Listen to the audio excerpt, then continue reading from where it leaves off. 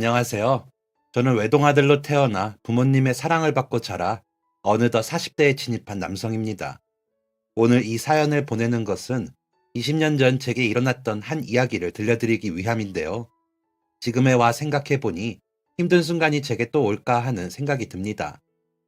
하지만 그 힘든 날들을 거쳐 오늘날의 제가 있다고 생각하면 겨우 40 언저리의 삶을 살았지만 꽤나 잘 살아왔다는 생각도 들고 그렇습니다. 저는 그들의 하나뿐인 장난꾸러기 아들이었습니다. 저희 아버지는 참 다정하고 상냥한 분이었어요. 어린 시절 저는 늘 아버지 같은 사람이 되고 싶다고, 또 어머니 같은 사람과 결혼하고 싶다고 말을 하고는 했었답니다. 어머니께서는 똑똑하고 멋진 분이었습니다. 아버지는 참 가정에 잘하려고 노력하던 분이었어요. 물론 세상의 모든 아버지들이 그러하겠지만 모든 좋은 것들은 아버지의 것이 아니라 온전히 어머니와 저의 것이 되게끔 저희를 먼저 생각해 주시는 분이었습니다. 혹시 멘토라는 말 들어보셨나요? 우상과도 같은 말이라고 하는데 제게 멘토가 있다면 그건 바로 저의 아버지였습니다. 늘 다정하고 화를 내는 법이 없었으며 언제나 어머니께 사랑을 다하시는 로맨틱한 분이셨어요. 정말 단 한 번도 아버지께서 울상을 짓거나 어두운 표정을 하는 모습을 본 적이 없었으니 어린 마음에 그 모습이 마냥 멋있고 좋아 보였던 것 같습니다. 그런 아버지와 어머니 밑에서 자란 저는 학교에서 그림 그리기를 하면 무조건 어머니 아버지의 웃는 얼굴을 그렸고 가족이 함께 찍은 사진들을 보면 어머니 아버지는 늘 웃는 얼굴이었습니다. 미소가 남아나질 않는 분들이었어요. 그런 어머니 아버지의 표정 없는 얼굴을 처음 보게 된 것은 제가 중학교를 졸업할 무렵이었습니다. 학교를 마치고 집에 돌아갔는데 회사에 계셔야 할 아버지의 신발이 현관에 놓여 있었어요. 반가운 마음에 엉망진창으로 신발을 벗어던지고 거실로 들어가려던 그때 안방문을 뚫고 큰 소리가 새어나왔습니다. 여보! 이윽고 문이 열리고 큰 소리에 놀라서 꼼짝 못하는 제 옆을 스쳐가며 아버지께서 하셨던 말씀은 지훈아, 아빠가 전화할 때까지 문 잠그고 집에 가만히 있어. 였습니다. 다급하게 문을 열고 나가는 아버지의 등에는 쓰러진 어머니가 엎여 있었고 저는 벗다 만 신발을 그대로 밟고 그 자리에 서서 아버지의 전화가 오기만을 기다렸습니다. 혹시나 전화를 받지 못하게 될까봐 화장실에 가고 싶은 것도 꾹 참아가며 기다리고 있는데 기다리던 전화 대신 문을 열고 부모님께서 돌아오셨습니다. 잔뜩 지친 표정의 어머니께서 먼저 안방으로 들어가시고 뒤따라 들어가는 아버지의 얼굴엔 절망이 가득했었어요. 그 후 방 3개짜리 집에서 살던 저의 가족은 단칸방으로 이사를 하게 되었습니다. 전에 살던 집보다 물도 잘 나오질 않고 문짝도 낡은 그런 좁은 집이었어요. 아버지의 눈 아래엔 늘 짙은 다크서클이 자리하고 있었고 어머니의 두 눈은 늘 퉁퉁 부어있는 날들이 계속되었습니다. 두 분 모두 찢어지게 힘든 와중에도 제 앞에서만큼은 힘든 내색을 하지 않으려 무던히 애쓰셨던 것 같아요. 그리고 대체 두 분 사이에 무슨 일이 있었던 건지, 아니, 저희 집에 무슨 일이 일어나고 있는 건지 알게 되기까지는 그렇게 오랜 시간이 걸리지 않았습니다. 조금 더 오랜 시간이 걸렸더라면 조금 더 자란 제가 아버지를 말릴 수 있지 않았을까요? 어리다면 어리고 다 컸다면 다 컸다라고 말할 수 있는 그때 그 시절. 부모님께 일어나는 일들을 어찌하지 못하고 그저 응성만 부렸던 지난날의 저는 지금에 와서야 가슴치며 후회하고 있습니다. 그 일이 있고 얼마 후 아버지께서 돌아가셨기 때문입니다. 아버지께서 왜 돌아가셨는지 어머니께서는 제게 말씀해 주시지 않았습니다. 아니, 말씀하지 못하셨다고 하는 것이 더 맞겠네요. 아버지께서 돌아가신 걸 알게 되신 그 순간부터 어머니께서는 정신을 놓아버리셨기 때문입니다. 사람들이 왔다 갔다 하는 장례식장에 덩그러니 앉아 웃고 있는 아버지의 사진을 보고 있는 게 얼마나 무섭고 힘들었는지 모릅니다. 지금도 나이가 들면서 종종 다른 이의 장례식에 가게 되는 일이 생기곤 하는데 그럴 때마다 제 인생 첫 장례식이었던 아빠의 장례식이 떠올라 무척이나 그립고 힘이 듭니다. 아빠, 보고 싶어.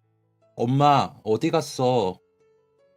몇 시간 간격으로 울다 쓰러지느라 자리를 비우시는 어머니를 대신해 아버지의 영정 사진 앞에서 그렇게 혼자 울고 있으면 조문하러 오신 어른들께서 제 앞에서 한마디씩 던지고 가시고는 했었어요. 제가 알아듣지 못할 것이라고 생각하셨던 건지, 들리지 않을 것이라고 생각하셨던 건지, 아니면 이미 다 아는 나이라고 생각하셨던 건지 모르겠지만, 어쨌든 그분들의 말이 모이고 모여 저 또한 아버지께서 끝내 숨을 거두셔야만 했던 이유를 알게 될 수 있었습니다. 이 딱한 것을 어쩌면 좋아. 사채 빚을 안 갚아도 되면 뭘 하겠어. 하루아침에 남편 없는 아내, 아버지 없는 아들이 되어버렸는데, 그 사채도 운영하던 회사 망하기 직전에 그런 거라며. 회사 망하면 당장 가족들 데리고 길거리로 나가 앉게 생겼으니 그 고비만 넘겨보려다 그렇게 된 거 아니야. 아휴, 똑똑한 양반이 왜 그랬는지 원. 남은 가족들은 어떻게 살라고. 17이 시작되던 겨울, 아버지의 죽음에 대해 아는 것이 없었던 한 아이는 울고 있는 자신의 앞에서 어른들이 하는 말씀들을 퍼즐 맞추듯 맞추어가며 비로소 아버지의 영정사진을 다시 바라보게 되었습니다. 원망과 그리움이 섞인 눈물을 가득 머금고 말입니다. 어린 저는 정말 몰랐었지만 아버지께서 언젠가부터 일에 어려움을 겪고 계셨었고, 그대로 가다간 집까지 날리고 가족들이 길바닥으로 나가야 할지도 모르는 상황이 되자 딱 한 번의 고비만 넘기고자 사채를 쓰게 되셨고, 아버지의 간절한 바람과는 달리 결국 그 사채 때문에 저희 집은 빈털터리가 되어 이사를 간 것이었으며, 그때부터 저희 집엔 웃음이 사라졌고 아버지께서는 결국 가족들에 대한 미안함과 가정을 망가뜨렸다는 죄책감에 스스로 목숨을 끊어버린 것이라는 것이었습니다. 집을 이사하고 난 후부터 아버지께서 버릇처럼 중얼거리던 말이 그제야 들어맞는다는 생각이 들었습니다. 모든 걸 잃었다. 모든 걸 잃었어. 생을 포기할 만큼 커다란 빚을 지고 행복했던 가정에 검은 그림자가 드리운 것이 아버지께는 어쩌면 모든 것을 잃은 것만큼이나 힘들고 괴로운 일이었을지 모릅니다. 늘 가족을 위하던 아버지였으니 말이에요. 지금 아버지께서 곁에 계신다면, 제가 다시 그때로 돌아갈 수만 있다면 돈을 다 잃었어도 아버지 곁에는 가족들이 있다 라고 말씀드릴 텐데, 목숨을 끊는 것만이 가족들을 위하는 일이라고 생각하셨던 건지 그 흔한 유서조차 없이 하늘로 떠나버린 아버지를 저는 미워할 수조차 없었습니다. 그리고 그것은 어머니께서도 마찬가지였습니다. 어머니께서는 충격으로 알아눕고 말았습니다. 장례를 치르는 중에도 몇 번이고 혼절하여 쓰러지셨던 어머니께서 아버지를 완전히 떠나보내고 집으로 돌아온 후부터는 더욱더 정신을 차리지 못하셨어요. 단칸방 집에서 반지하방으로 이사를 하고 제가 고등학교에 올라가는 동안에도 어머니의 상태는 좋아질 기미가 보이지 않았습니다. 이름 모를 병, 아니, 병원에 가도 완벽히 치료되지 않는 병. 마음의 병은 곧 몸까지 망가뜨렸고, 어머니께서는 어디 하나 성한 곳이 없는 사람이 되어 끝내는 저를 향한 입까지 닫아버리게 되셨습니다. 수중에 가진 것을 다 잃고도 잘 살아보려 했던 것은 사랑하는 이가 있기 때문이었는데, 사랑하는 이마저 떠나보내니 마음의 문이 굳게 닫혀버린 것이라고 의사 선생님은 말씀하셨어요. 천천히 시간을 두고 기다려드리고, 아드님도 많이 힘들겠지만 아드님이 어머니를 잘 챙겨주셔야 합니다. 의사 선생님의 그 말씀에 조금은 희망을 가졌던 것 같습니다. 내가 잘해드리면, 나만 잘하면 어머니께서 괜찮아질 것이라는 희망. 저는 그렇게 생계를 책임짐과 동시에 어머니를 돌보기 위해서 학교를 그만두고 아르바이트를 다니기 시작했습니다. 어머니께서 곧 좋아지시리라는 희망, 그 작은 희망 하나로 말이지요. 하지만 저희 집에 드리웠던 검은 그림자는 1년이 지나도록 거치지 않았습니다. 어머니와 저를 보고 있으면 꼭 사는 게 반지하 우리 집 같았어요. 습하고 어둡고 퀴퀴한 냄새가 나는 우리 집. 빛 한 점 들어오지 않는 어두운 방 안에서 어머니는 여전히 말라가고 있었습니다. 너무 많이 울어서 몸속에 있는 수분이 다 날아가 버리기라도 한 듯 어머니는 메말라갔어요. 뼈 한 줌에 가죽만 달랑 붙은 것 같은 모양을 하고도 어머니의 몸속엔 수분이 더 남았는지 밤마다 꺽꺽 숨 넘어가는 소리를 내며 울었습니다. 그 소리가 미치도록 가슴 아프다가도 어느 날엔 또 그 소리가 너무나도 귀에 익어서 우습게도 피곤한 몸을 뉘어 잠을 청할 때엔 그 소리가 한편의 자장가처럼 들리기도 했습니다. 악몽과 희망이 공존하는 저의 마음은 편하게 숨 돌릴 틈조차 없었지만 제 몸과 마음은 오직 어머니 생각뿐이었어요. 이상하게 들릴지 몰라도 아픈 울음소리마저 제게는 어머니의 소리였고 어머니의 일부였습니다. 그렇게 힘든 저를 다독였습니다. 저는 새벽 일찍 집을 나서 주유소와 공장 아르바이트를 번갈아 했습니다. 오냐오냐 예쁨 받고 사랑받으면서 자라느라 살면서 한 번도 무거운 것을 들거나 힘을 쓰는 일을 해본 적이 없었는데 아르바이트를 하면서 본격적으로 제 안에 있는 힘이란 힘들을 다 끌어다 쓰게 되었어요. 처음 아르바이트 면접을 보러 갔을 때 나이를 속여가며 꼭 일하고 싶다는 제게 사장님들이 하셨던 말씀은 이렇게 덩치가 작아가지고 힘이나 쓰겠어? 일이 영 어설플 것 같은데 였습니다. 17의 나이로 아르바이트 자리를 구한다는 것은 정말 어려운 일이었습니다. 전화를 하고 면접을 보고 떨어지면 또 다른 곳에 전화를 하고 면접을 보고의 반복이었습니다. 나중에는 아르바이트 자리가 워낙 안 구해지니까 전화를 거는 것은 포기하고 발로 찾아다니며 냅다 면접을 봐달라고 말씀드리기도 했습니다. 그런 패기가 먹혔던 두 곳에서 제게 일을 할 수 있는 기회를 주셨고 그렇게 17살부터 저의 아르바이트 생활이 시작된 것이지요. 무섭고 딱딱한 것이라고 생각했던 저의 첫 사회생활은 생각보다 훨씬 더 따뜻하고 정이 넘쳐났습니다. 지훈아, 초코파이 먹을래? 그중 주유소 사장님께서는 유독 제게 관심을 아끼지 않으셨는데 아무래도 어린 나이에 아르바이트를 시켜달라고 무작정 찾아온 저의 사연이 딱하기 때문이었던 것 같습니다. 물론 저도 처음부터 사장님께 저희 집 사정을 말씀드릴 생각은 없었지만 은근슬쩍 하루에 한마디씩 여쭈어 오시는 사장님의 기술에는 제가 도저히 당해낼 재간이 없더라고요. 주유소 사장님께서는 처음 면접을 볼 때부터 저희 집 사정을 알게 되셨는데 왜 어린 나이에 아르바이트를 하려고 하느냐고 학교는 왜 그만뒀느냐고 제 입에서 솔직한 대답이 나올 때까지 계속 질문을 할 기세로 물어보시기에 어쩔 수 없이 사정을 말씀드렸었습니다.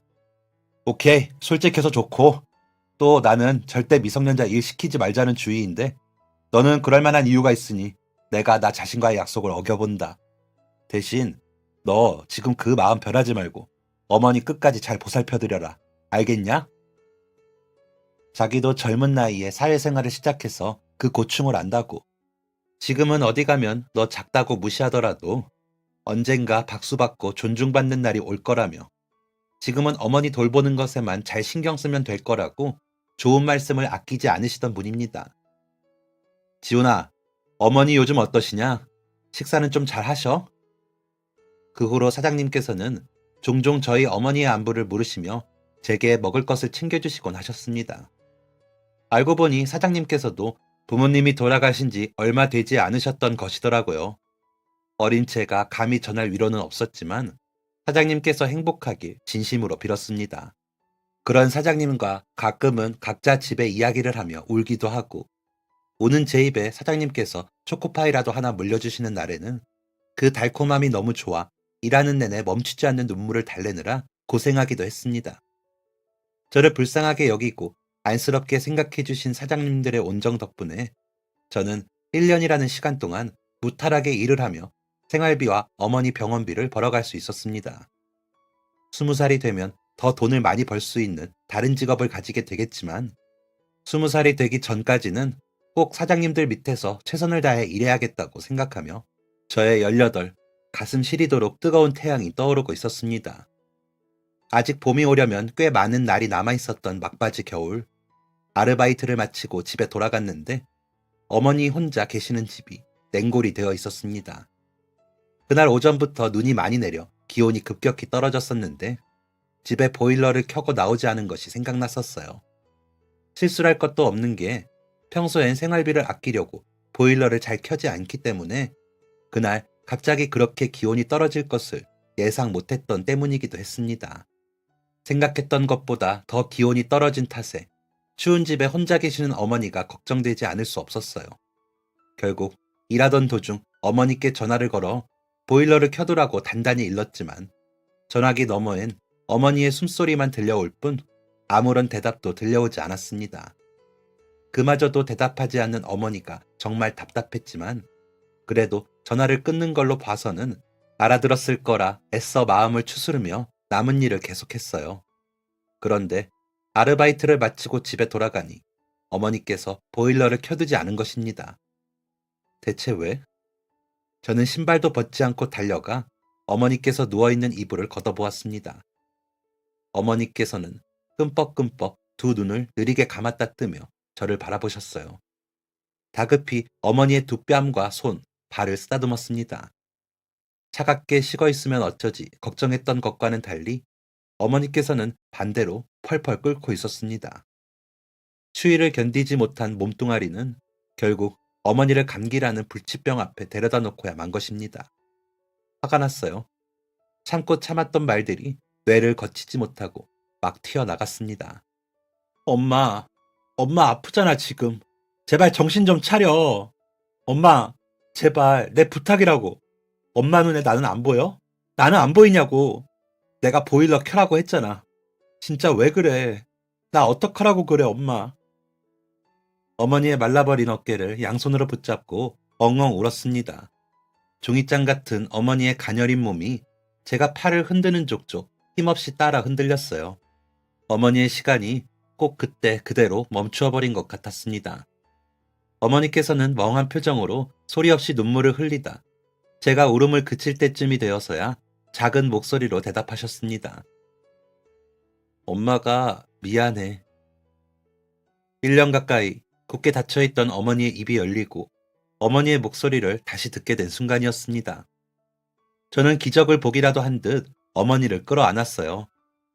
지금도 그때를 생각하면 누가 제 가슴을 쥐어짜기라도 하는 것처럼 미어집니다. 미안하다고 말하는 그 말이 죄가 되기라도 하는 것처럼 어머니께서는 다시 소리 없는 눈물을 흘리셨어요. 가까스로 멈춘 눈물이 다시 터져나올 것만 같아 그런 어머니를 뒤로하고 집 밖으로 도망치듯 뛰쳐나갔습니다. 내가 엄마한테 화를 낼 자격이 있나? 아픈 어머니를 모시고 살면서 제대로 할 줄 아는 것도 없는 제 자신이 미웠습니다.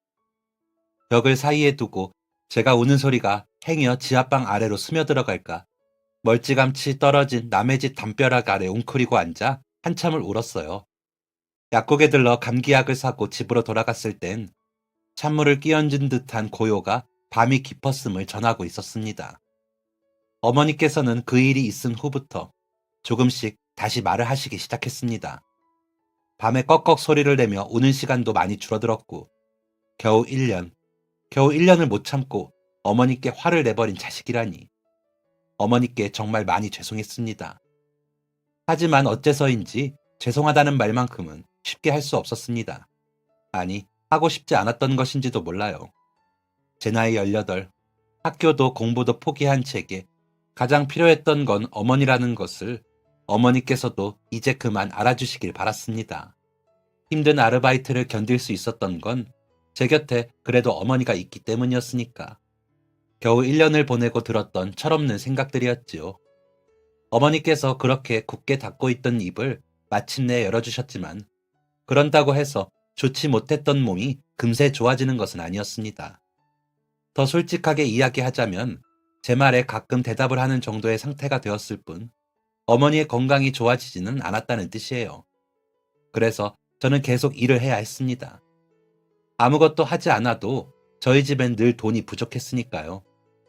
그러던 어느 날, 그날도 아픈 어머니를 홀로 집에 두고 아르바이트를 다녀왔는데 어머니께서 기운 없는 목소리로 제게 말씀하셨습니다.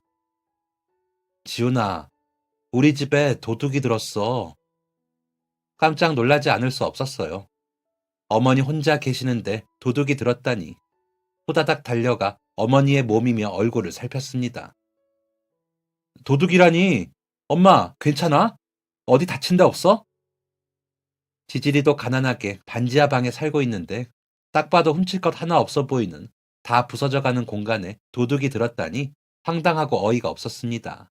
그리고 무엇보다 훔칠 게 없는 상황에서 누워 계신 어머니를 보고 도둑이 해코지를 하진 않았을까 하는 걱정이 가장 먼저 들었어요.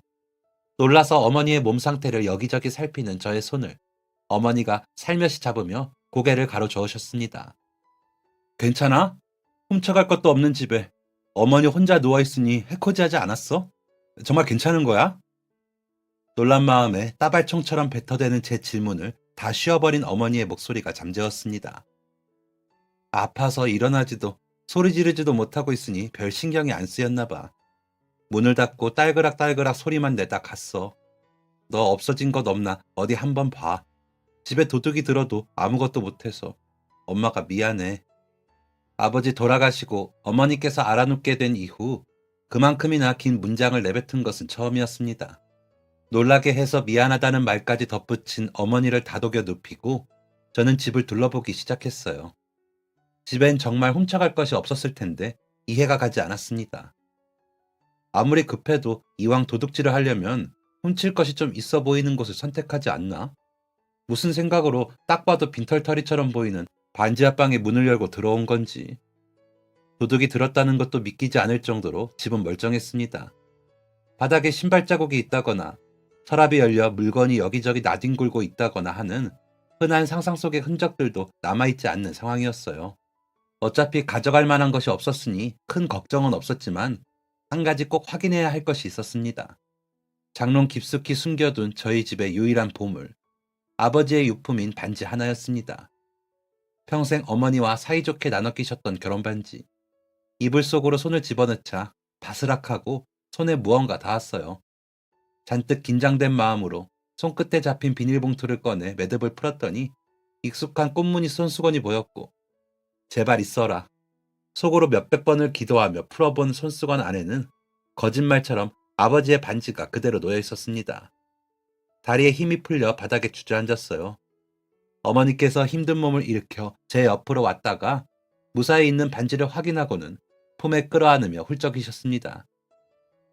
다행이다, 다행이다. 다행이다 싶으면서도 반지를 품에 안고 울기 시작하는 어머니를 보니 괜히 확인한다고 꺼내어봤나? 후회가 되기도 했습니다. 그래서 일부러 다시 일어나 분주하게 주변을 뒤져보기 시작했어요. 훔쳐갈 것은 없지만 속으로는 이미 다 확인했지만 다시 분주히 둘러본 것은 오직 어머니의 주변을 돌리기 위함이었습니다. 이번 달 생활비가 들어있는 싱크대 찬장도, 냉동실에 넣어두었던 돼지 저금통도 그대로인 것은 진즉에 확인했었어요. 없어진 것은 아무것도 없었습니다. 잘 숨겨놔서 못 찾은 건가? 엄마가 집에 떡하니 있으니 신경 쓰여 제 발에 도망간 건가? 일부러 소리내어 그런 말들을 늘어놓기도 했습니다. 어머니께서도 점차 정신이 돌아온 건지 마음이 진정된 건지 우는 소리가 멎어 들었어요. 그제야 저는 어머니의 품에서 손수건을 빼앗아 다시 반지를 감싸두고 장롱 속 깊숙이 그것을 숨겨두었습니다. 딸칵, 낡은 장롱의 문짝이 시끄러운 소리를 내며 닫히고 나니 방 안에 찬바람이 들어오고 있는 게 느껴졌어요.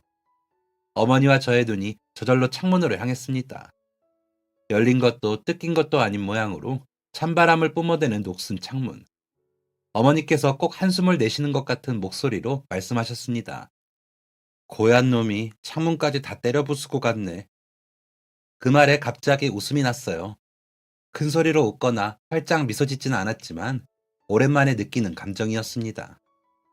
저는 삐뚤어진 창문을 이리저리 끼워 맞추어 꼭 닫으며 어머니께 말씀드렸습니다. 엄마, 이 창문 원래 처음부터 이랬어. 그냥 단순히 어머니께서 도둑을 고얀 놈이라고 칭하는 것이 반가웠던 것 같습니다. 침묵의 1년 이후 입만 열면 자기 자신을 탓하는 소리밖에는 할 줄 모르시던 어머니셨는데 정말 오랜만에 다른 말을 듣는 것 같아서 그랬나 봅니다. 더 나쁜 도둑이었다면 더 색다른 말을 들을 수 있지 않았을까 하고 쓸데없는 생각까지 들었어요. 그리고 원래 창문이 그랬다는 제 말에 어떤 반응을 할지 궁금해 뒤를 돌아보았을 때 꼬르륵 하고 어머니의 입술을 대신해 배꼽이 다른 말을 전하고 있었습니다. 그 소리가 익숙해서인지 아니면 들키고 싶지 않아서인지 어머니께서는 다시 이불에 몸을 뉘었습니다. 저는 몸을 일으켜 싱크대로 갔습니다. 밥상을 차려도 수저 한 번을 들지 않는 어머니셨지만 오늘은 특별히 더 억지로라도 먹여야겠다 라는 생각으로 말이에요. 그 도둑이 아무것도 훔쳐가지 않고 어머니께도 해코지 하지 않은 것이 안심이 되어 더 그랬는지도 모릅니다. 하늘에 감사한 마음이라고 해야 할까요? 아버지의 유품을 도둑맞거나 어머니가 해코지라도 당했더라면 저는 정말 모든 걸 포기하고 싶었을지도 몰라요. 그새 쌀통에 얼마 남지 않은 쌀을 보며 또다시 하늘에 대한 원망이 치솟았지만 가슴을 눌렀습니다. 그래도 무사하시니 감사하자. 밥을 하기 위해 밥솥을 열었던 그때 텅 비어 있어야 할 밥솥 안에 이상한 물체가 덩그러니 놓여 있는 것을 발견하게 되었습니다. 도둑 때문에 놀라서 생각보다 더 많이 놀라버려서 내 눈에 헛것이 보이는 건가? 어제 야간 일을 하고도 오늘 저녁까지 쭉 한숨 자지 못하고 일을 해서 피곤해서 그런가?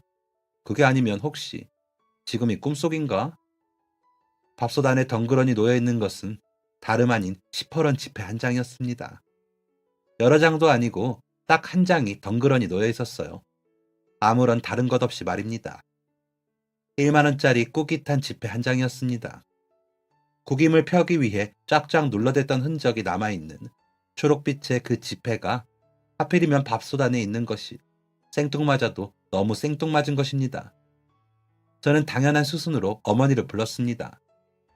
제가 밥솥 안에 돈을 숨긴 적이 없으니 남은 사람은 어머니뿐이었습니다. 엄마, 엄마가 밥솥 안에 10,000원 숨겨둔 거야? 어머니께서는 도무지 무슨 말인지 모르겠다는 듯한 표정을 지어 보이셨어요. 그 얼굴을 보니 정말 어머니가 두신 건 아니겠다는 생각에 두 팔에 소름이 싹 돋았습니다. 팔에 있는 솜털이란 솜털이 하나도 빠짐없이 지폐 한 장이 주는 극한의 소름에 하나 둘 자리에서 일어선 것만 같았어요. 이유는 알 수 없었지만 범인은 하나였습니다.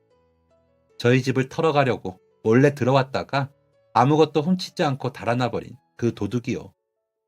도둑은 나쁜 사람이고 나쁜 사람이 흘리고 간 돈이라면 벌 주는 의미로 그냥 가져도 되지 않을까? 도둑이 흘리고 간 돈이라는 생각이 들자 마음속 악마가 제게 속삭이더군요. 어차피 나쁜 사람이고 그 도둑은 집을 털려 했다는 죄책감에 다시는 우리 집에 들어오지 못할 것이라는 묘한 유혹. 두 장도 아니고 한 장에다 이걸 제가 쓴다고 해도 도둑에게는 제가 썼다는 증거 따위는 없을 것이라는 묘한 안도감 같은 것이 저를 꼬드기기 시작했습니다. 10,000원 한 장에 무너질 수는 없어 필사적으로 어머니를 쳐다봤어요.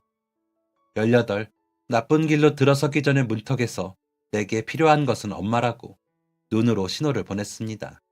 그러면서 괜히 몇 번이나 더 정말 어머니가 넣어둔 게 아닌 거 맞냐고 재차 확인을 한 뒤 그 밥통을 그대로 들고 경찰서로 향했습니다. 당장 경찰서로 향하지 않았다간 정말 그 돈을 제가 써버릴 것 같았거든요. 밥통에 코드선을 달랑거리며 슬리퍼를 신은 채 경찰서로 걷는 길. 그 순간마저도 제 머릿속은 한 명의 악마와 한 명의 천사가 서로 맞부딪히며 열띤 다툼을 벌이고 있었습니다. 그리고 내려진 결론은 너무나 당연하게도 저를 경찰서로 발걸음하게 했어요. 안녕하세요. 말씀드릴 게 있어서 왔는데요. 다 낡아 누렇게 변색된 밥통을 코드째로 뽑아서 가지고 온 한 아이의 말에 무슨 일이냐는 듯 두 경찰관의 시선이 꽂혔습니다. 저보다는 품 안의 밥통을 쳐다보고 있었어요. 대체 뭐길래 그렇게 꼭 껴안고 있느냐는 듯한 눈빛들. 저는 경찰서에 서 있다는 이유로 괜스레 떨려오는 목소리를 꽉 붙잡으며 어렵게 말을 꺼냈습니다. 저희 집에 오늘 도둑이 들었는데 도둑이 아무것도 훔쳐가지를 않았어요. 도둑이 들었다는 말에 앉아있던 의자에서 벌떡 일어난 경찰관 한 분이 아무것도 훔치지 않았다는 뒷말에 엉거주춤 엉덩이를 내려 다시 의자에 앉았습니다. 근데 여기 밥하려고 밥통을 열었는데 글쎄 이 안에 이런 게 있어서요. 이게 저희 돈이 아닌 건 확실하거든요. 아무래도 그 도둑의 돈인 것 같아요. 제가 밥솥 뚜껑을 열어 밥통 안에 10,000원짜리 지폐 한 장을 경찰관 분들 눈앞에 보여드리자 왠지 허무하고 허탈한 표정을 짓는 것 같은 얼굴들이 눈에 들어왔어요. 학생, 도둑이 왜 그걸 넣어두고 가겠어요? 훔치려고 들어온 사람인데 혹시 직접 넣어두고 기억 못하고 있는 거 아니에요? 다른 가족들한테도 다 확인했고? 역시나 경찰관 분들도 이해를 할 수 없었던 건지 제 말을 믿어주지 않더군요. 저희는 넣어둔 적이 없다고 텅 빈 밥솥인 거 알기 때문에 밥을 하려고 열었다가 발견한 거라고 재차 설명을 드리니 얼떨떨해 하시며 그 도둑이 물건을 훔치진 않았어도 주거 침입으로 신고를 할 수가 있다고 말씀하셨습니다. 주거 침입으로라도 신고를 하겠냐고 물어오는 경찰관 아저씨의 말에 차마 그러겠다고 대답을 못하겠더군요. 분명 못 사는 반지 하방인 걸 알고도 들어올 정도라면 지질이 못 사는 사람 집이라도 털어야 할 정도로 더 못 사는 사람의 짓이었을 테니까요. 게다가 결국엔 아무것도 훔치지 않고 도망가 버린 사람을 굳이 신고하고 싶지 않았습니다. 마음 한편에 찝찝한 마음이 없었다면 거짓말이겠지만 찝찝한 마음보다는 순간적인 안타까운 마음이 더 컸던 것 같아요. 저는 잠깐의 고민 끝에 경찰관 아저씨께 그 사람을 신고하지 않겠다고 말씀드렸습니다. 언제든 마음이 바뀌어 신고를 하고 싶어지면 다시 찾아오라고. 그리고 문단속에 주의를 잘 기울이라고. 그렇게 경찰서를 나와 집으로 돌아갔어요. 정체 모를 10,000원이 들어있는 밥통을 품 안에 꼭 안고 집으로 돌아가는 길은 평소보다 더 멀고 길었습니다. 그리고 정말 바보 같게도 그 밥통에 밥을 할 수가 없어 10,000원이 놓인 그대로 밥솥을 가만히 둔 채 라면을 끓여 끼니를 때웠어요. 어머니께서도 제게 더 묻지 않으셨습니다. 그리고 다음날 마치 아무 일도 없었던 것처럼 아르바이트를 마치고 집으로 돌아왔는데 집안에 뭔가가 가득 담긴 비닐봉투 하나가 놓여 있었습니다. 분명 나갈 때까지만 해도 그런 게 없었는데 누가 쓰레기라도 버리고 간 건가 싶어 집에 들고 들어가지도 않고 매듭을 풀어 내용물을 확인했어요. 그런데 놀랍게도 그 안에 든 것은 다름 아닌 쌀이었습니다. 이게 왜 우리 집 앞에 있지?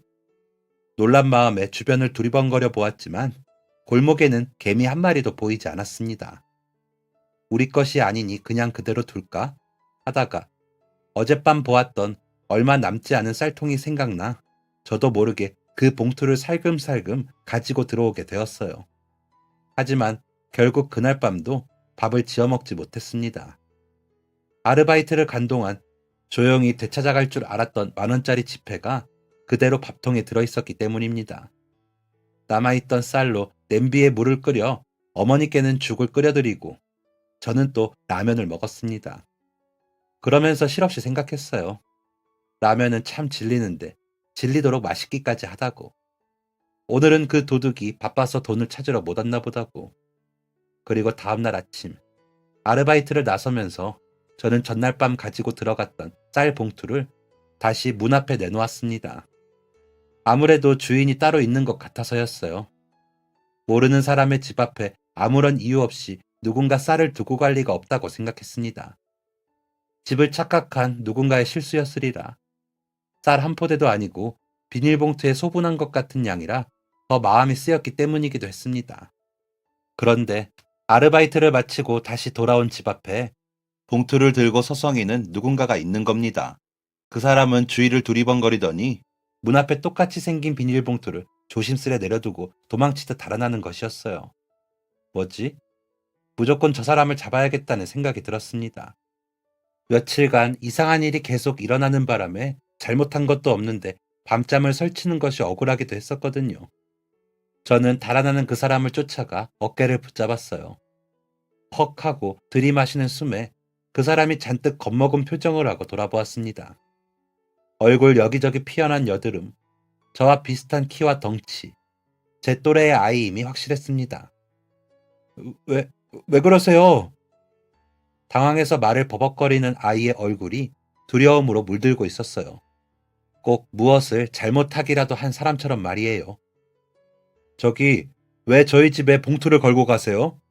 쫓으려 달려오느라 미처 다 골라지지 못한 숨을 가쁘게 내쉬며 물었습니다. 두려움으로 물들었던 얼굴이 당황스러움을 감추지 못하고 새빨개지더군요. 그 아이는 우물쭈물 이야기를 시작했습니다. 그 첫 마디는 가히 충격적이었습니다. 그게 사실은 며칠 전 그 집에 들어갔었어요. 죄송합니다. 잘못했습니다.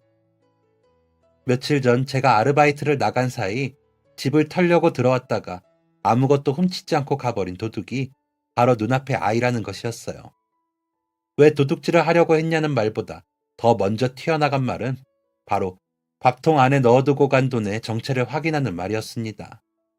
도둑질을 하려면 훔칠 것만 훔쳐서 나가면 되지. 밥통에 돈은 왜 넣어둔 거예요? 제 질문에 아이의 눈동자가 흔들리는 것이 보였습니다. 질문을 하면서도 도저히 이해가 가지 않았어요. 대체 왜 그랬을까? 제발 빨리 대답해줘. 간절한 기도를 무시하고 겁먹은 듯 우물쭈물 느린 말을 꺼내기 시작하는 아이. 사실 제가 진짜 도둑은 아니고 원래는 공사장에서 막일해서 하루 벌어 하루 먹고 살고 있는데 그날도 일 끝나고 집에 가는 길이었는데요. 매일 지나가던 길에 창문 하나가 열려있는 집이 보여서 순간 충동적으로 집에 들어간 거였어요. 뭐라도 가져가고 싶어서. 그러니까 그 아이의 말은 이러했습니다. 집이 하도 어려워 막노동으로 하루 먹고 사는데 몸이 너무 힘들더랍니다. 그날 하필 창문이 열려 있었던 게 저희 집이었고 뭐 하나 가져다 팔면 며칠 쉴 수 있지 않을까 하는 나쁜 마음이 들었대요. 집에 들어오자마자 느껴지는 익숙한 풍경에 주춤하기도 잠시. 도둑이 들었는데도 일어나지 못하고 힘없는 눈으로 자기를 바라보는 어머니를 보고 심장이 곤두박질 쳐버렸다는 것이었어요. 자기한테도 저희 어머니처럼 몸이 편찮으신 어머니가 계시는데 어머니를 보자마자 내가 무슨 짓을 하고 있는 건가 싶어 그날 일당으로 받은 돈 중에 10,000원을 냅다 밥솥 안에 넣어두고 달아나 버렸다는 것입니다.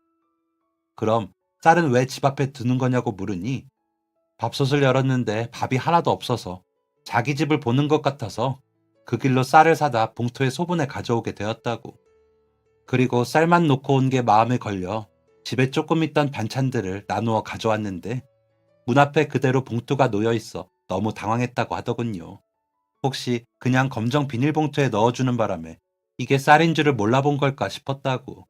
같이 힘들게 살아가는 형편에 집을 털어가려 했던 거 정말 미안하고 죄송하다고 아이는 눈물을 글썽이며 말했습니다.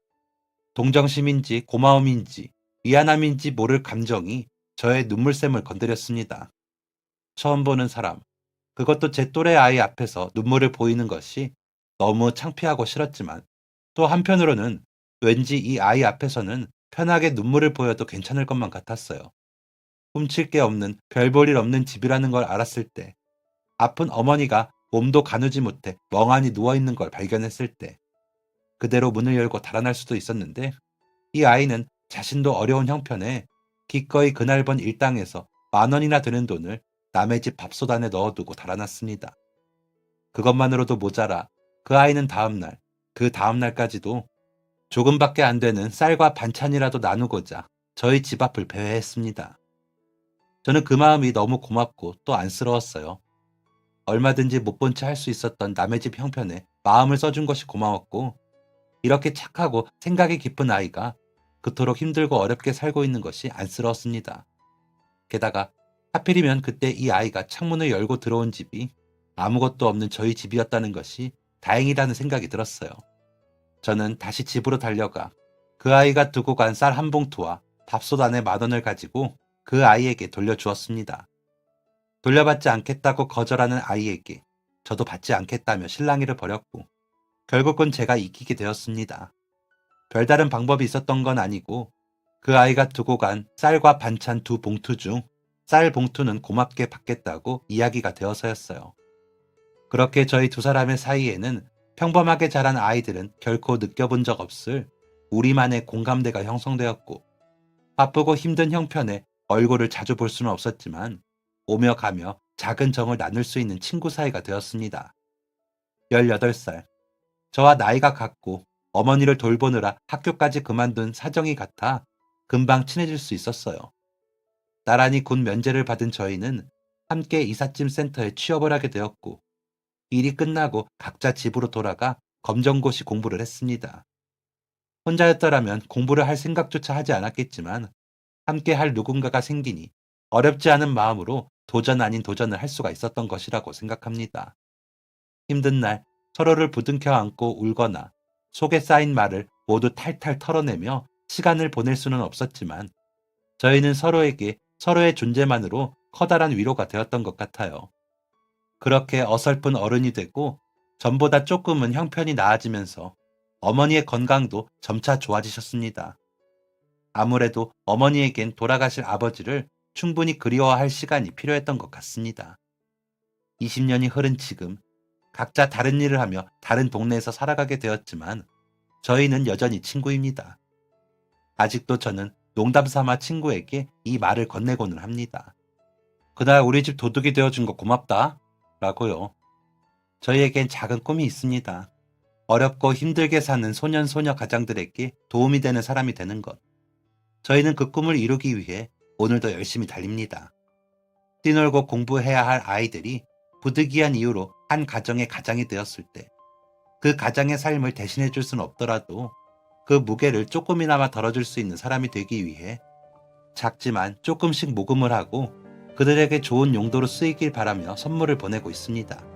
더 많이, 더 큰 도움을 줄 수 없어 여전히 미안하지만 그때 그 시절 어느 도둑이 저희 집 밥솥안에 몰래 두고 간 10,000원짜리 지폐 한 장이 주었던 따뜻함을, 집 앞에 몰래 소분해 두고 간 검정 비닐에 쌓여진 쌀 한 봉지의 따뜻함을 어느 누군가는 꼭 느낄 수 있었으면 하는 작은 바람으로 말입니다. 지금까지 사연 들어주셔서 감사합니다. 사연이 재밌으셨다면 구독과 좋아요를 눌러주세요. 감사합니다. 안녕히 계세요.